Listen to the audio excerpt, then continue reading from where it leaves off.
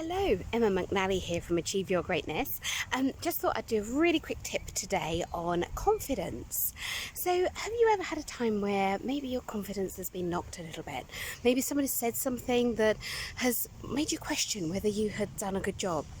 Or maybe there's a pattern that you think, you know what, I could really do with being more self-confident.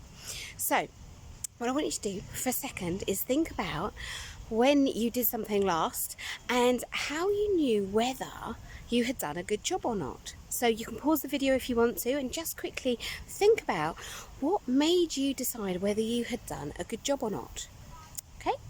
So have a look at your answer to that and notice whether that was external or internal to you. So what I'm talking about is if it was dependent on what other people thought about whether you had done a good job or not, or whether you had looked internally to know whether you had done a good job or not. So if you think about that, it's almost like two ends of the spectrum. So if it was solely about what other people thought, then there's good parts of that, obviously, because if you're working for a client or your manager, then it's always good to make sure that they're happy with the job you've done. But also, there's an issue that actually one person might like it, one person may not. So it could be subjective, which means that your confidence can be knocked around a bit like a ping pong ball. 1 minute you're up, next minute you're down, depending on what they've said. So on the other end of the spectrum is the internal. So that internal check as to whether you thought you've done a good job. So again, really good in some ways because you need to know whether you yourself have done a good job rather than it just being about what other people think. But also you really do need to make sure that your client's happy or your boss is happy.